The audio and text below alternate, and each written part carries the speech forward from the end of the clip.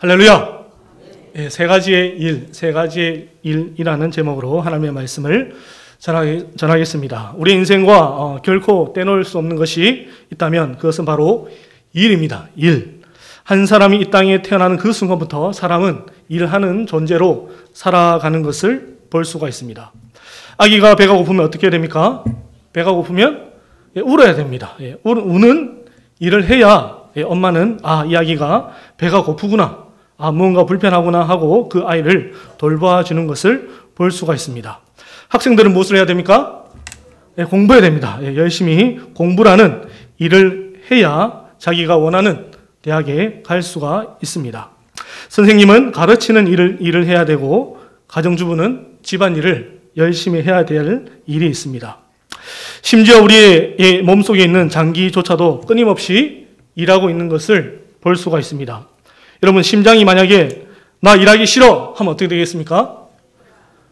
그때 우리는 주님을 뵈러 가면 됩니다. 사실 성경을 보게 되면 하나님은 처음부터 사람을 만드실 때에 무언가 하는 존재, 일하는 존재로 만드셨다라는 것을 알 수가 있습니다.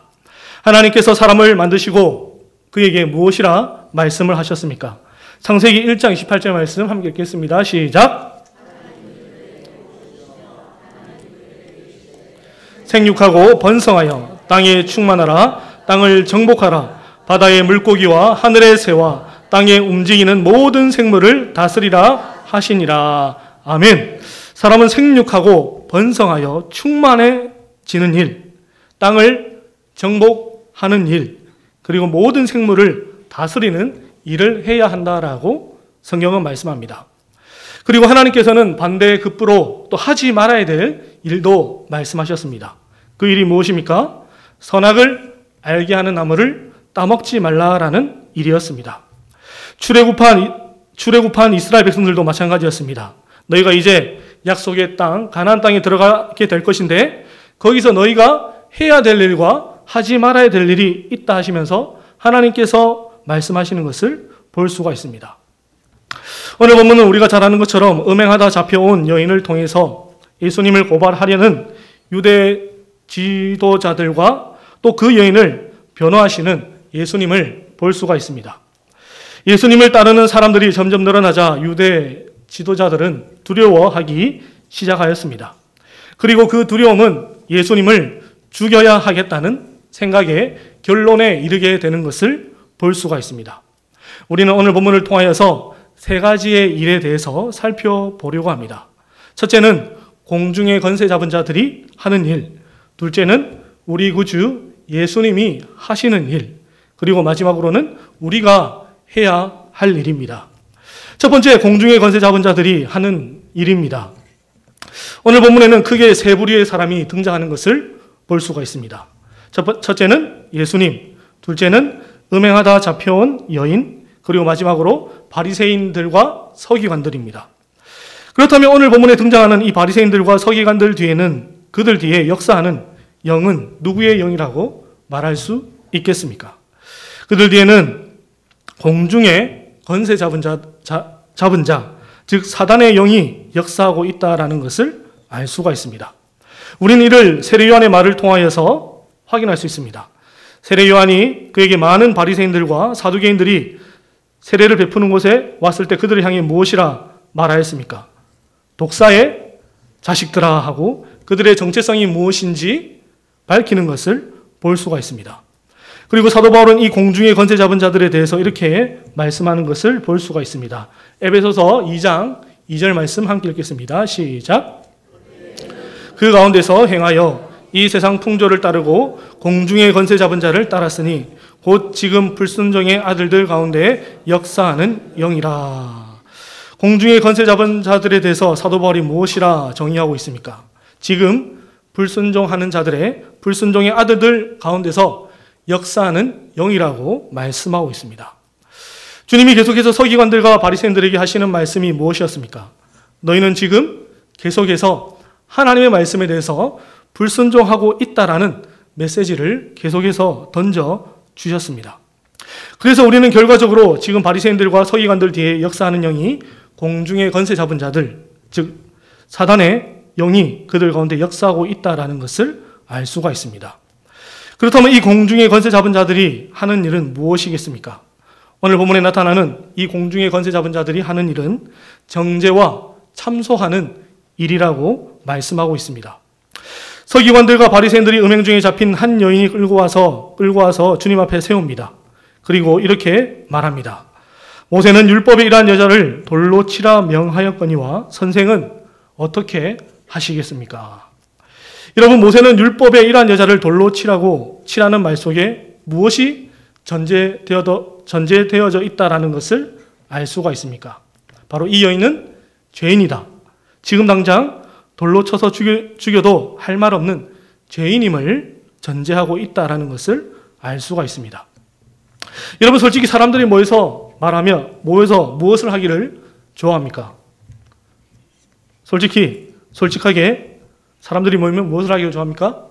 다른 사람 말하는 것을 좋아합니다. 그리고 대부분 들어보면 안 좋은 말들을 하는 것을 볼 수가 있습니다. 왜 그렇습니까? 왜 사람들은 내 이웃에 대해서 안 좋은 말을 하기를 좋아하는 것이겠습니까? 우리 모두가 무엇입니까? 죄인이기 때문입니다. 죄는 정죄하고 비난하고 비판하기를 좋아합니다. 그래서 성경은 많은 말씀을 통하여서 이와 같은 것들을 우리에게 금하고 있다라는 사실을 확인할 수 있습니다. 마태복음 7장을 보게 되면 주님께서 이렇게 말씀합니다. 우리 마태복음 7장 1절과 2절 말씀 함께 읽겠습니다. 시작. 비판을 받지 아니하려거든 비판하지 말라. 너희가 비판하는 그 비판으로 너희가 비판을 받을 것이요 너희가 헤아리는 그 헤아림으로 너희가 헤아림을 받을 것이니라. 아멘. 여기서 비판하다라는 단어를 원문으로 보게 되면 심판하다, 처벌하다라는 뜻을 가지고 있습니다. 그리고 이 단어는 재판관이 재판에서 법적 판결을 내릴 때에 사용되는 단어입니다. 그래서 우리는 결과적으로 다른 사람에 대해서 비판하고 정죄하면 우리는 그 사람에 대해 재판관이 된다라는 것을 알 수가 있습니다. 그래서 야고보는 그에 서신 야고보서에서 이렇게 말씀하는 것을 볼 수가 있습니다. 우리 야고보서 4장 11절 말씀 함께 읽겠습니다. 시작. 형제를 비방하는 자나 형제를 판단하는 자는 곧 율법을 비방하고 율법을 판단하는 것이라.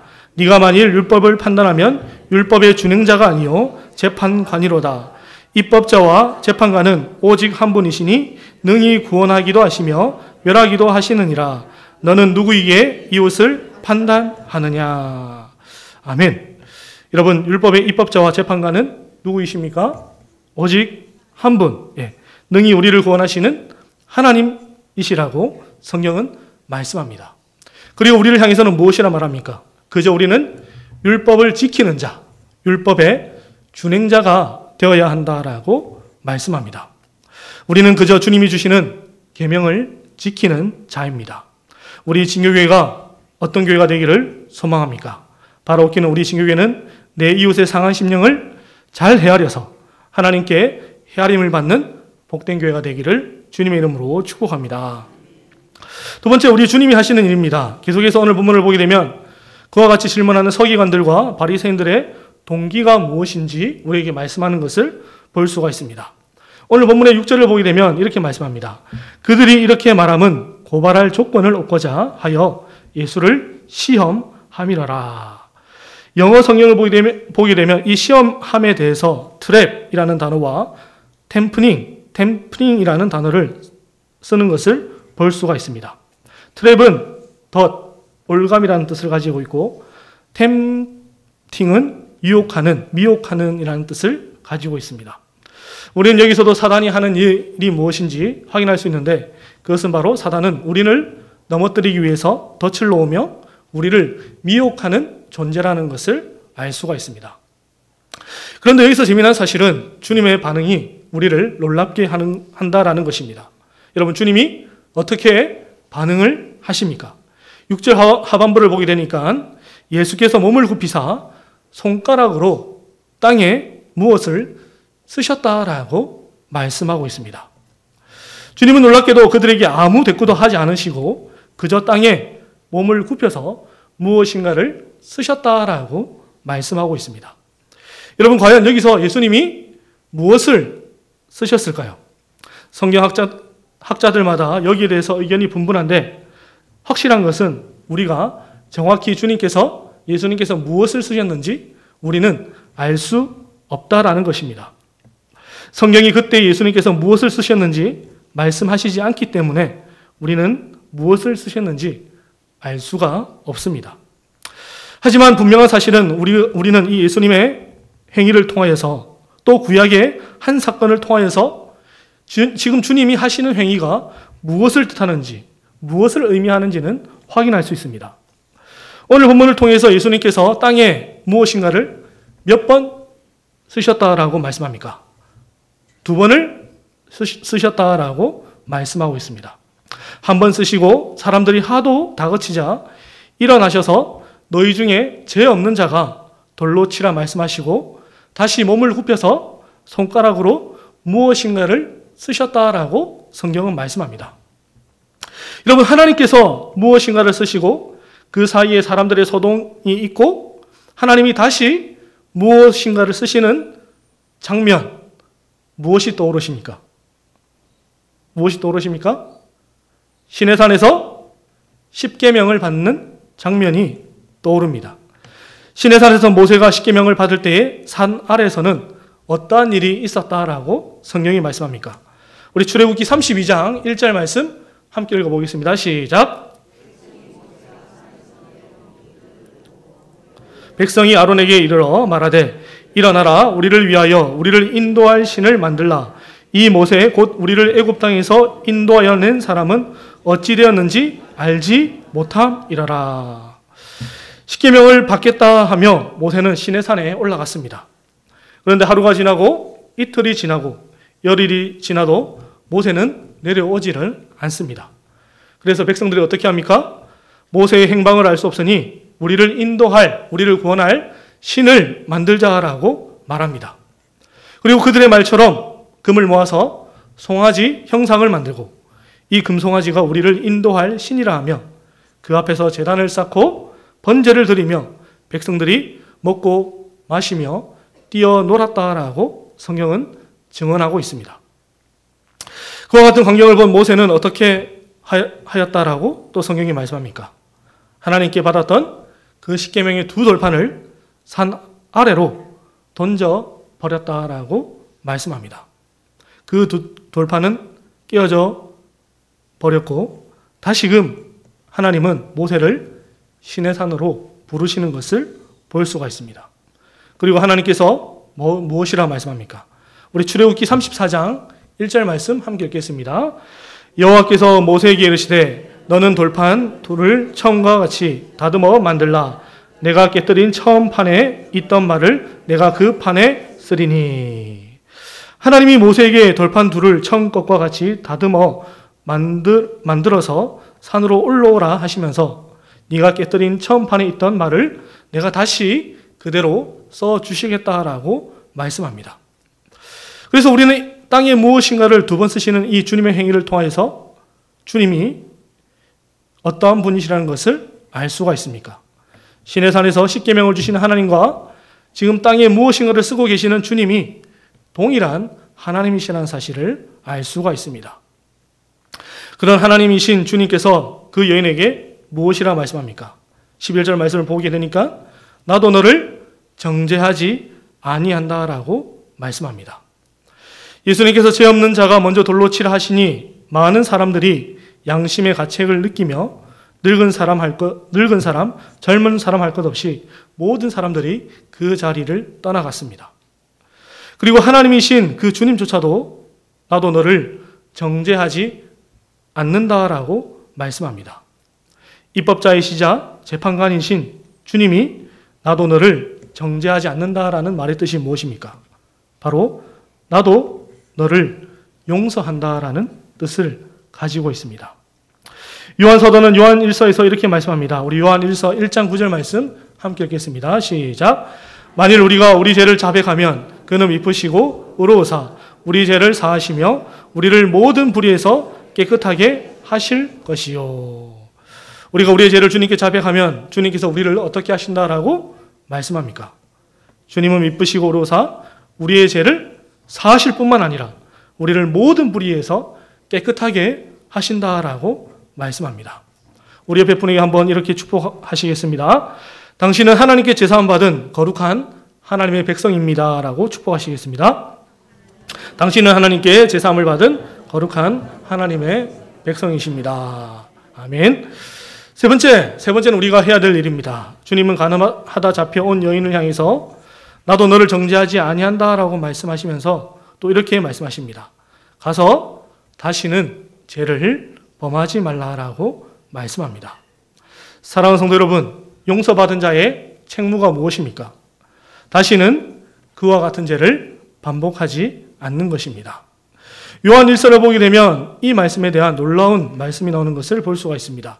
우리 요한 1서 3장 9절 말씀 함께 읽겠습니다. 요한 1서 3장 9절입니다. 읽겠습니다. 시작. 하나님께로부터 난 자마다 죄를 짓지 아니하나니 이는 하나님의 씨가 그의 속에 거하며 그도 범죄하지 못하는 것은 하나님께로부터 났음이라. 아멘. 하나님께로부터 난 자마다 무엇을 하지 않는다라고 말씀합니까?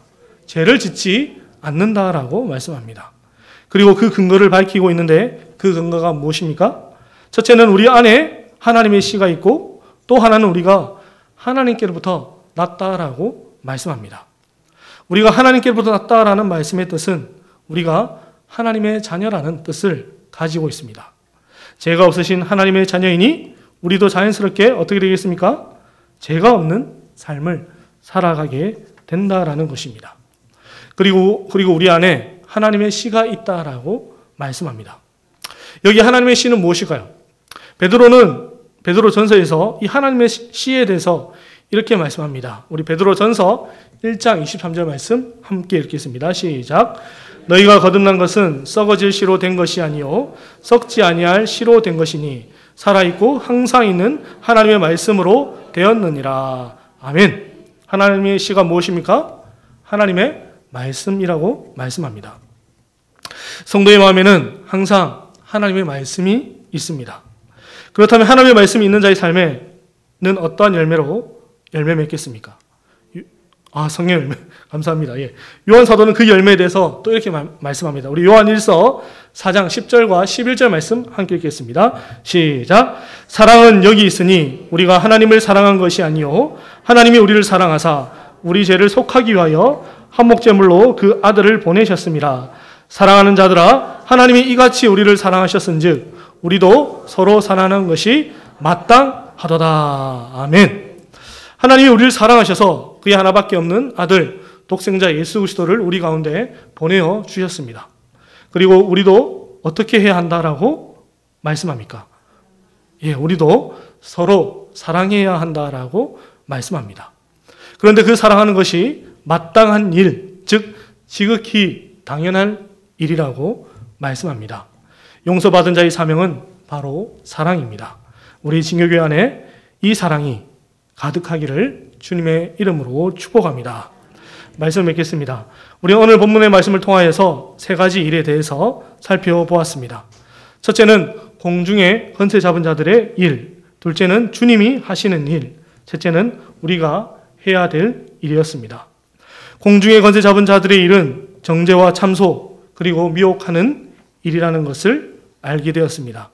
둘째는 주님이 하시는 일로서 우리를 용서하시고 우리를 사랑하시는 일이라고 말씀합니다.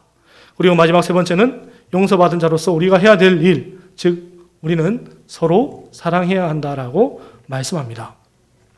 요한일서 3장 14절을 보게 되면 참으로 두렵고 떨리는 말씀이 나오는 것을 볼 수가 있습니다. 우리 요한일서 3장 14절 말씀 함께 읽겠습니다. 시작. 우리는 형제를 사랑함으로 사망에서 옮겨 생명으로 들어간 줄을 알거니와 사랑하지 아니하는 자는 사망에 머물러 있느니라. 아멘. 사랑하는 성도 여러분, 사랑하지 않으면 어디에 그대로 머물러 있는 것이라고 말씀합니까? 사망에 그대로 머물러 있는 것이라고 말씀합니다. 하지만 요한 사도는 또 무엇이라 말씀합니까? 우리가 형제를 사랑하면 예수 그리스도로 말미암아 주신 그 생명을 누리는 삶을 살아갈 수 있다라고 말씀합니다.